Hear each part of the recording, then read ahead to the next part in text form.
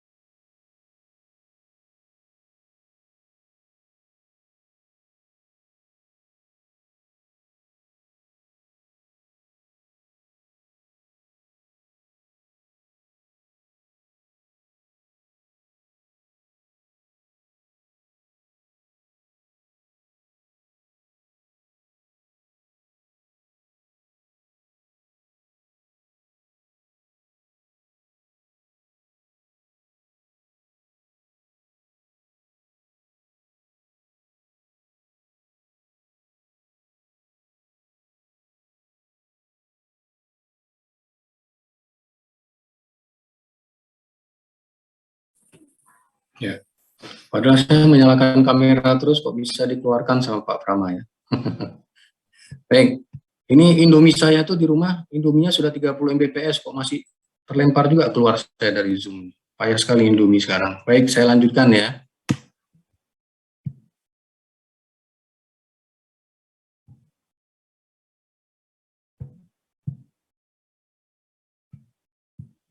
Sudah terlihat share screen saya?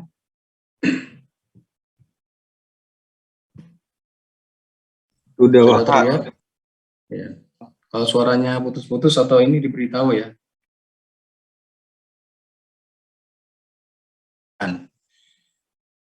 Jadi bangunan substructure, jadi keinginan saya itu masuk sipil itu untuk merancang sesuatu yang bagus di atas sana. Tapi ternyata menjadi di geoteknik, sehingga kalau saya desain itu, mana desainnya Pak, mana nggak kelihatan gitu ya, karena di bawah tanah sana gitu. Padahal banyak bangunan yang bahkan sepertiga biayanya adalah untuk fondasi. Jadi ini tantangan juga bagi kita semua. Sehingga yang saya menjadi ketua tim perancangan, misalnya terowongan terpanjang di Indonesia untuk dengan menggunakan double track ya, dengan menggunakan slab track yang pertama di Indonesia. Biasanya pakai balas itu yang pecahan batu kali itu ya, pakai pecahan batu kali. Nah kita pakai slab track, ada 2 jalur di daerah Gombong. Nah itu saya ketua tim perencana waktu itu untuk mendesain. Jadi nggak kelihatan mana terowongannya, ya masuk dulu baru kelihatan gitu ya. Baik, jadi ada satu lagi yang saya juga ikut mendesain, bendungan C Tembesi di Batam, bendungan estuari dam terpanjang di Indonesia, 1,8 km panjangnya. Nah, jadi kita akan membahas tentang substructure, sehingga kalau Anda melihat gambar ini, maka input yang pertama yang Anda harus masukkan adalah berapa berat struktur di atasnya. Ya kan?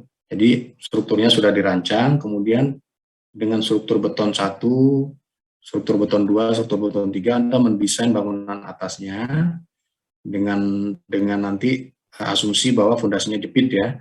Kemudian sudah jadi semua ukuran kolom, balok, ya, berat beban mati, beban hidup, beban angin, beban gempa, semua lengkap. Nah, kemudian semua beban itu disalurkan ke bawah. Begitu dia disalurkan ke bawah, itu ada beberapa tipe pembebanan nanti. Kalau dia menghadapi beban tetap, yaitu beban mati dan beban hidup, itu berapa yang diterima oleh fondasi yang harus diteruskan ke bawah dalam jangka waktu selama masa layan, misalnya 30 tahun atau 50 tahun. Atau ketika dia terkena gempa, ya beban tetap plus beban gempa menjadi beban sementara, berapa yang harus ditahan fondasi.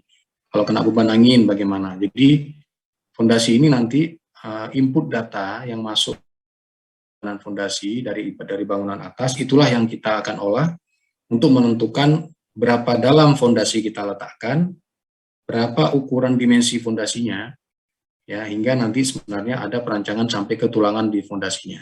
Nah, jadi untuk itu kita bisa memilih, kalau beban di atasnya itu berat, misalnya bangunan 3 lantai, 4 lantai, sementara tanah di bawah tanah itu kurang baik, maka kita tidak bisa menggunakan fondasi telapak misalnya. Sudah mulai mengenalkan tiang mini, misalnya mini pile, kedalamannya 6 meter, ukurannya 35 sampai 40 cm diameternya, atau bahkan bentuk segitiga atau bentuk segi 4. Kemudian kelompok-kelompok tiang itu akan mendukung fondasinya. Tapi kalau tanahnya gambut, mungkin 3 lantai 4 lantai, kita harus pakai fondasi yang lebih dalam, yaitu misalnya menggunakan fondasi tiang dengan beton bertulang, atau fondasi tiang dengan tiang baja, kedalamannya mungkin sampai 20 meter, 30 meter. Kenapa? Karena di daerah dan pembangkit listrik ya di Kalimantan Barat, kira-kira 1,5 jam dari Pontianak, dekat Sungai Kapuas itu kedalaman fondasinya sampai 35 meter. Ya, sangat dalam. Kenapa? Karena sampai dengan 30 meter itu tanahnya adalah tanah lunak. Demikian juga di Tapin, Kalimantan Selatan, kita pernah mendesain 6 jembatan untuk jalan batu bara sepanjang 30 km. Ada 6 jembatan, itu kedalaman fondasinya antara 30 sampai 40 meter. Kenapa? Tanah lunaknya, ketebalannya berbeda-beda. Jadi, beban bangunan di atas itu menentukan bagaimana fondasi yang ada di bawahnya. Baik, saya lanjutkan. Nah, jadi tugas fondasi itu adalah dia akan langsung tanah dan berfungsi meneruskan beban ke tanah pendukung. Jadi Anda sudah mendesain bagus sekali, bangunannya dilihat indah, arsitekturnya luar biasa, tapi dia turun gitu ya. Nah, maka dia turun sehingga dia retak. Setelah ini coba Anda cari, googling ya. Saya tulis di chat. Mana nih chatnya nih? Nah.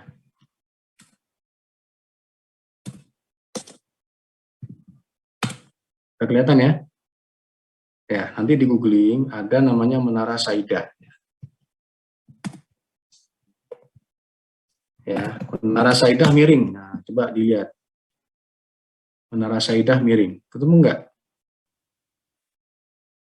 Ya, bahwa dia miring. Nanti dibaca ya ulasannya. Dia miring hanya beberapa derajat. Sekarang miring, tidak ada penyewa. Tapi di masa saya kuliah dulu, itu saya masih mewawancara, waktu itu saya pemimpin umum Kelaperon ya, sering ke Jakarta untuk mewawancara dari BUMN Karya dan sebagainya. Kita masih juga pernah ke Menara Saidah, waktu itu belum semiring itu. Anda lihat kalau struktur atasnya bagaimana itu Pak? Bagus, struktur atasnya bagus, kokoh gitu. Tapi ada masalah dengan fondasinya sehingga dia mengalami tilt ya atau miring. Udah di googling belum menara saidahnya? Jangan cuma baca WA tuh mahasiswa sama update Instagramnya. Udah ya? Ya, nanti dibaca-baca. Itu menara saidah itu contoh ya, bagaimana begitu fondasinya bermasalah, sebagus apapun struktur atas akan menjadi kendala. Nah, ada dua hal terkait dengan tanah pendukung. Yang pertama adalah kekuatannya tanah pendukung ini bisa kita hitung.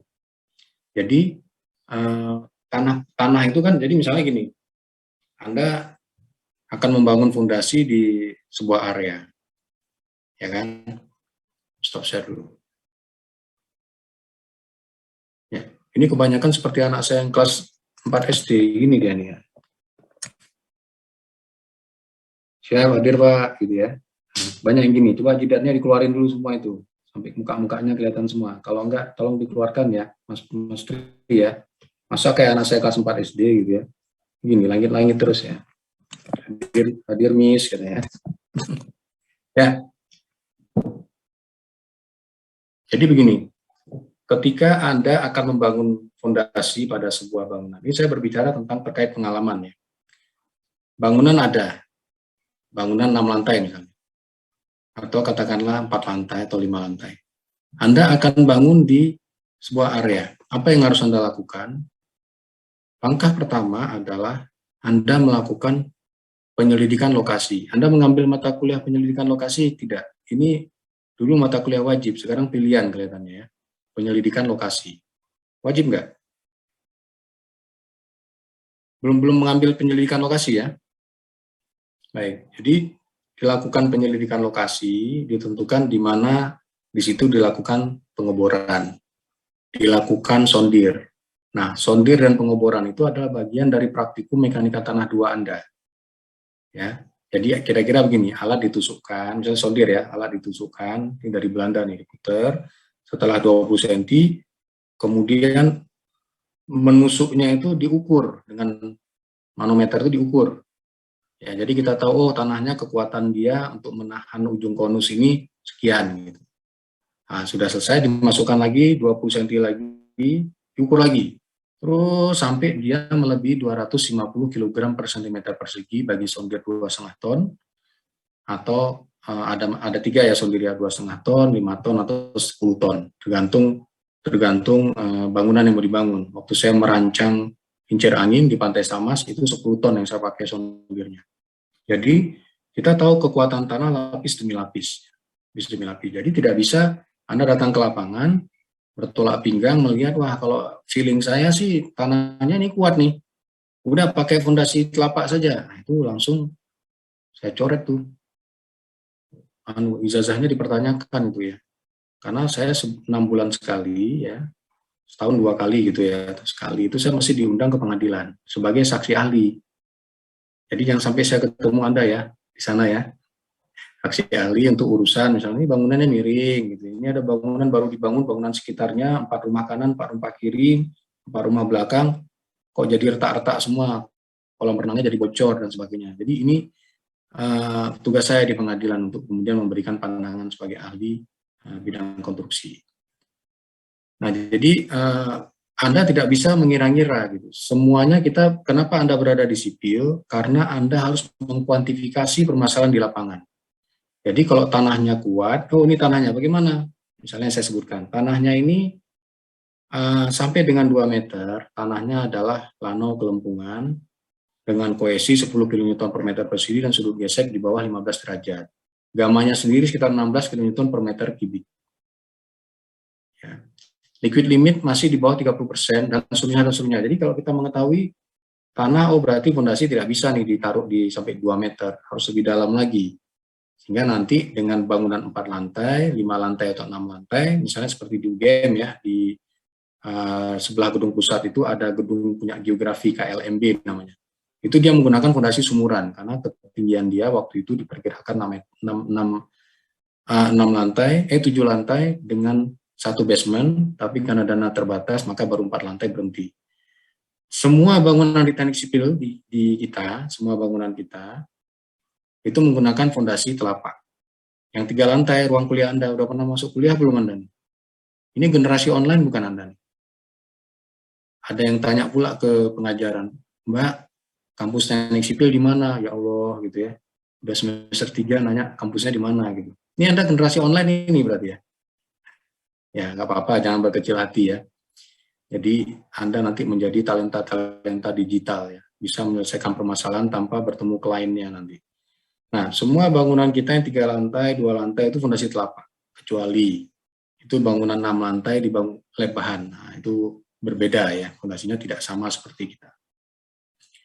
Nah, jadi yang pertama Anda lakukan adalah melakukan penyelidikan lokasi. Kenapa Bapak tadi menyebut bor, Pak? Ya, kalau bor itu, kalau bangunannya tidak begitu berat, itu pakai bor tangan. Tapi bor tangan itu maksimal 6 meter saja kita bor.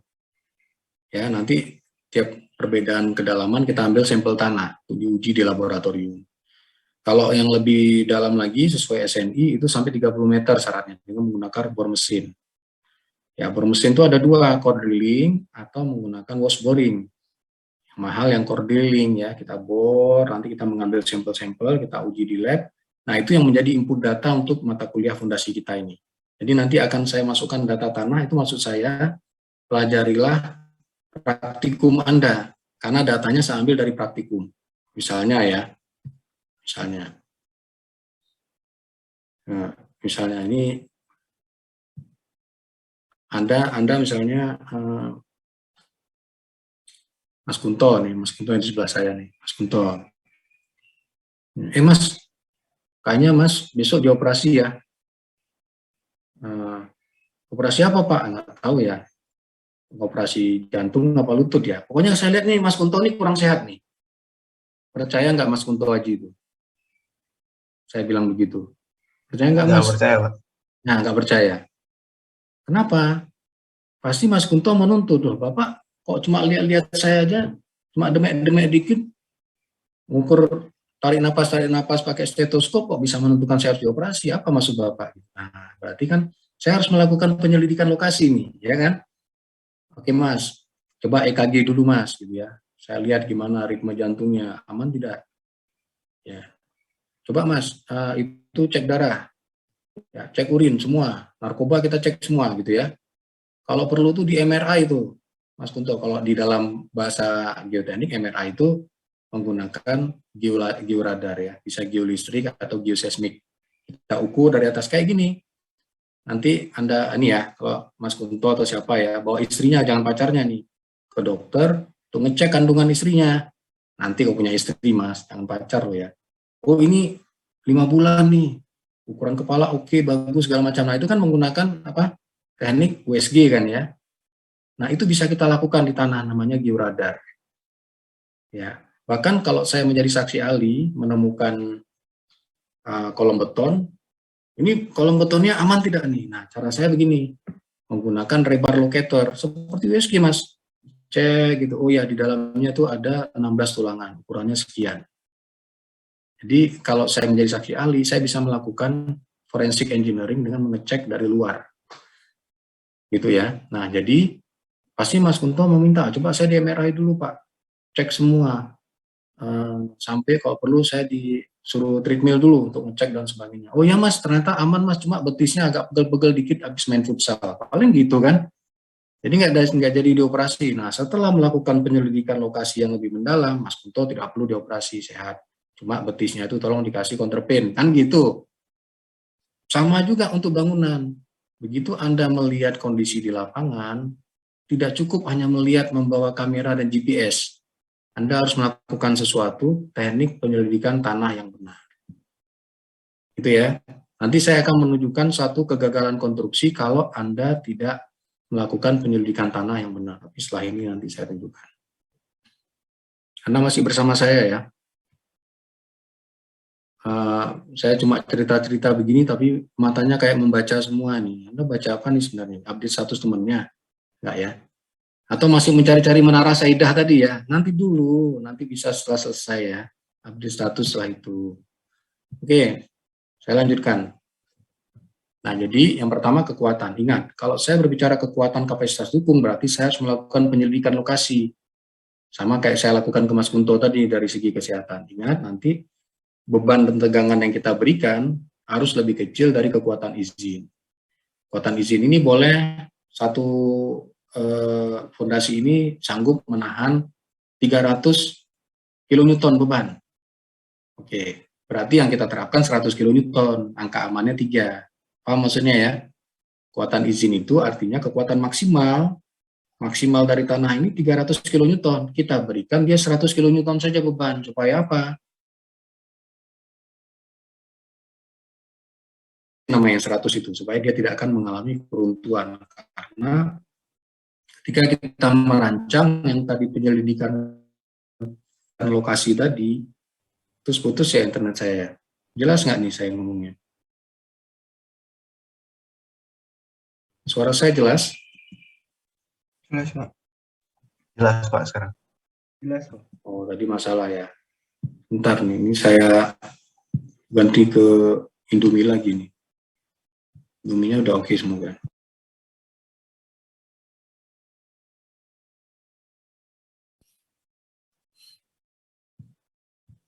Nah, ini suaranya udah jelas nih.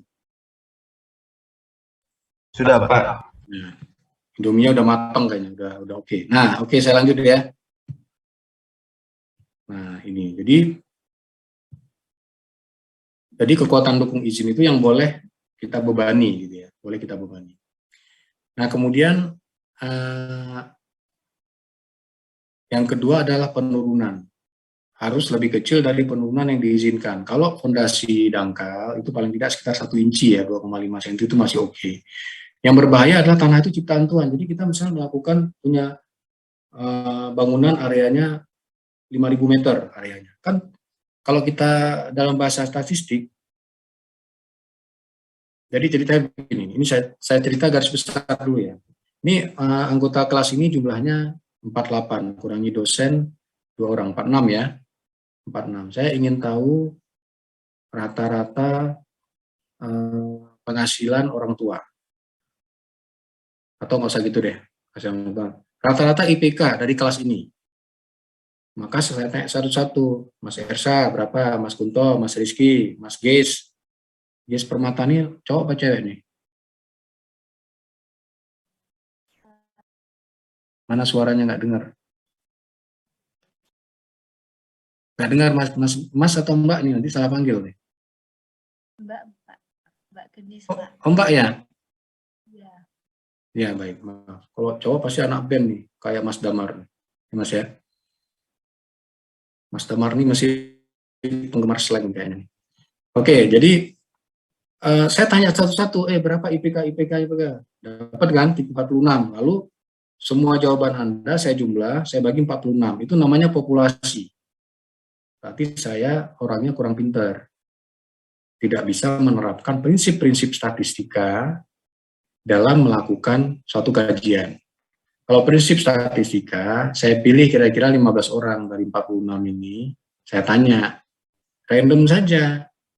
Ya, nah, misalnya jumlah, kalau ini disebut purposive random sampling. Kalau misalnya yang mahasiswi itu 60%, mahasiswa 40%, maka 15 itu nanti 9 orang siswi, 6 orang siswa. Ya, itu purposive namanya. Tidak bisa saya ambil, saya nanti daripada ketemu Mbak nggak bisa salaman, saya tanya sama mas-mas saja. Itu penelitian saya nggak bagus. Paham ya maksudnya ya? Jadi ini kan Anda ada yang biasanya, yang mahasiswi kan IPK rata-ratanya kan lebih rendah daripada Mas Damar dan kawan-kawan. Benar nggak? Enggak ya, kebalikan ya. Biasanya yang mahasiswa itu nilainya tinggi-tinggi. Kalau saya bimbing TA, mahasiswa itu lulusnya lebih cepat daripada yang cowok, ya, yang mahasiswa. Karena yang mahasiswa itu kalau cepat lulus malah suruh kawin, jadi takut, ini lama-lama gitu ya.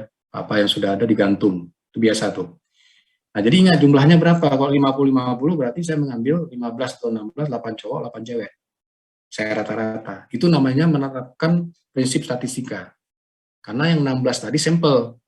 Nah, bangunan juga sama. Anda punya bangunan 5.000 meter. Titik kolomnya itu ada 80 misalnya. Itu Anda tidak mungkin melakukan pengeboran dan sondir di 80 kolom itu. Anda tidak bisa melakukan pengambilan data dengan populasi. Tapi Anda sampel kan? 80 itu, Anda mengambil 6 titik, Anda lakukan pengeboran. Nah, sehingga karena namanya tanah itu ciptaan Tuhan, ada kemungkinan tanah itu tidak seperti yang Anda harapkan. Benar kan? Kalau ada yang katanya hati orang siapa yang tahu, di bawah tanah kita siapa yang tahu. Sehingga kalau Anda menghitung nanti kapasitas dukung fondasi 300 kN, jangan terapkan 300. Kapasitas dukung optimum itu kalau kita memberikan beban lebih tinggi daripada 300 kN, dia akan runtuh.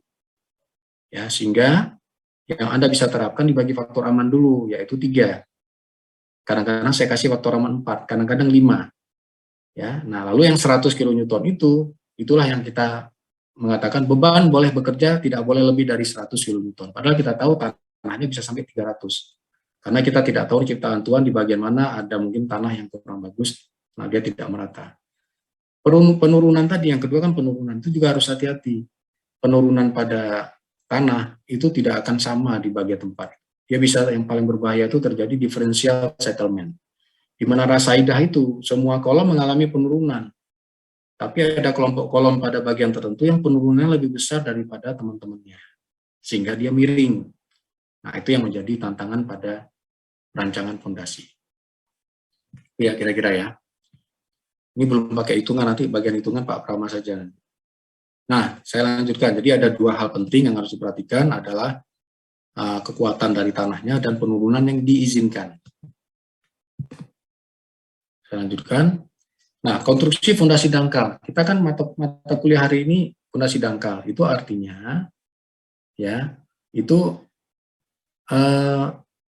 B itu lebar ya, atau diameter fondasinya itu B. Itu, maaf, ini, ya, itu kira-kira fondasi dangkal itu kedalaman dan lebar fondasi itu ya mendekati ya, tidak begitu jauh. Kalau fondasi dalam, itu kedalaman, depth-nya itu lebih besar dari 4-5 kali diameter atau lebar fondasi. Nah, itu kira-kira. Itu kalau fondasi yang dangkal yang akan kita pelajari ada fondasi telapak atau footing, ya individu gabungan menurut mat footing. Mat footing ini fondasi rakit. Jadi bebannya itu tidak dikonsentrasikan di bawah kolom saja dengan fondasi telapak yang terpisah, tapi karena suatu dan lain hal, fondasi mat footing ini kita terapkan. Contohnya yang kita sarankan, di mana Pak Prama itu melakukan kajian pembangunan perguruan tinggi, gedung-gedung perguruan tinggi itu di daerah Gunung Kidul, ya, daerah Gunung Kidul. Itu kapasitas dukung tanahnya itu atau batuannya dipertanyakan karena daerah gamping.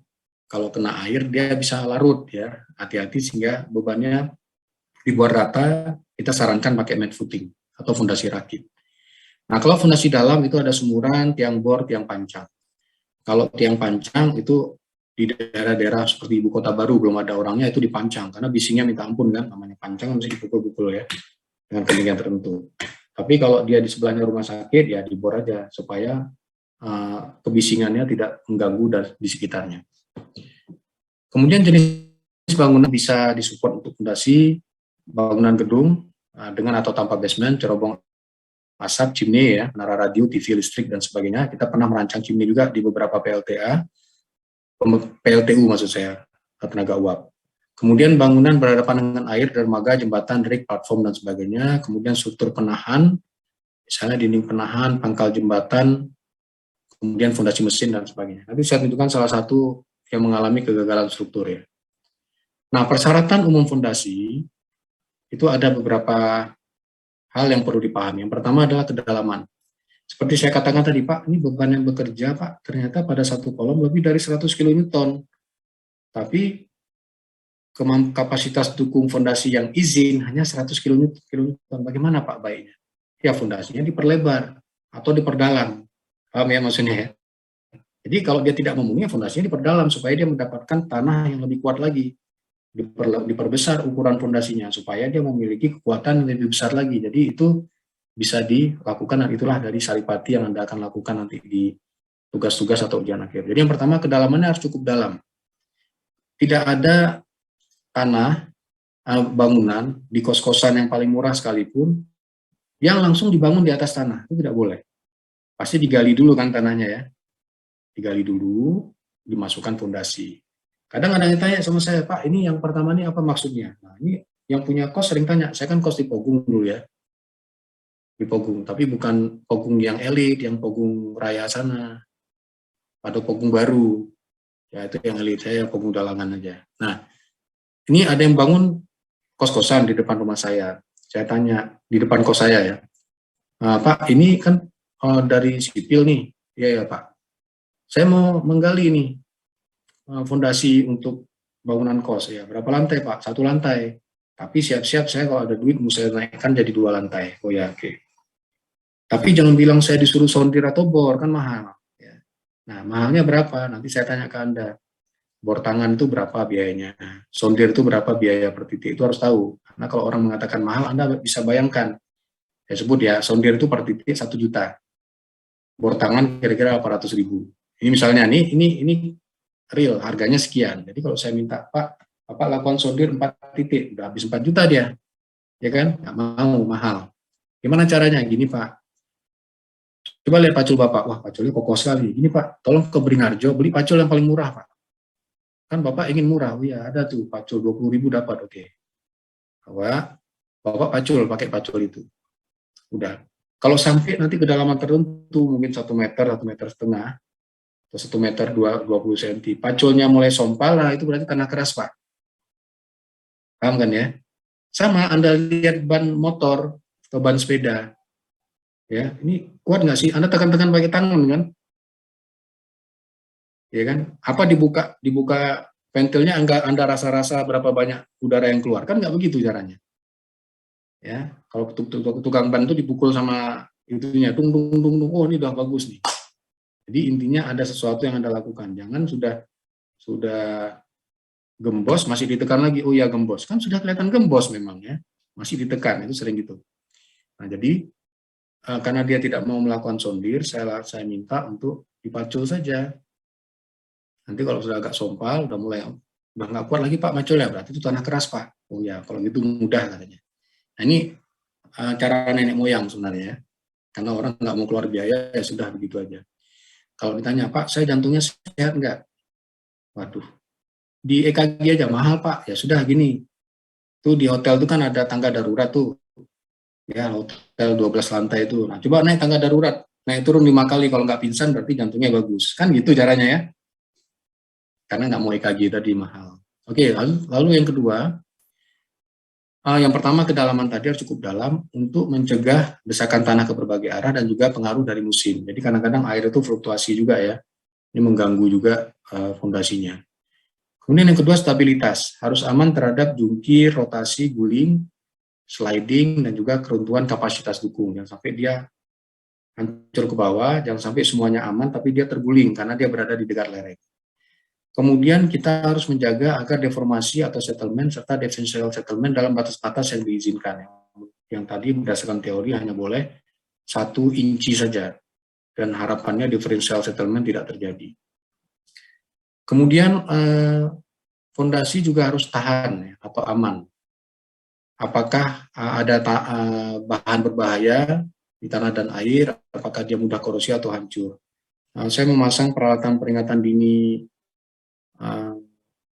bencana sedimen untuk longsor, banjir bandang di daerah Sibayak ya. 2,5 jam dari kota Medan di Gunung Sibayak itu ada potensi panas bumi. Itu tiang bendera itu yang dari besi itu tiap 2 tahun 3 tahun harus ganti karena keropos. Kenapa?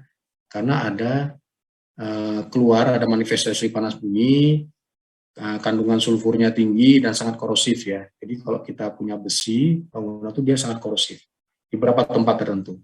Kalau kita punya laptop atau desktop dipasang di kantor itu 2 tahun itu harus ganti itu, di dalamnya udah rusak biasanya. Jadi ada yang daerah-daerah yang sangat ekstrim zat aktifnya.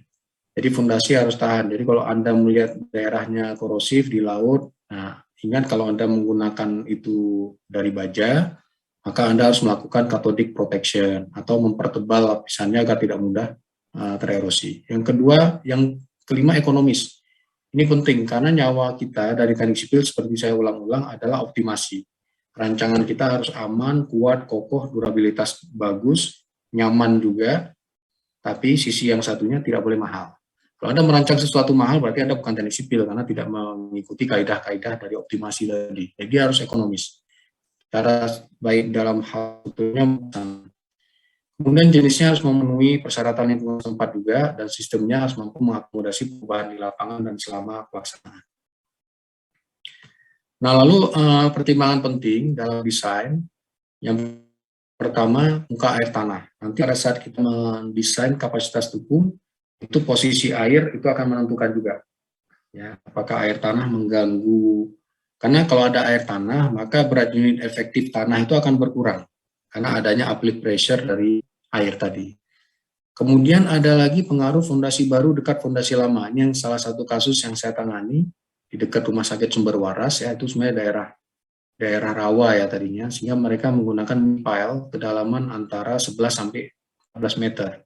Tiba-tiba ada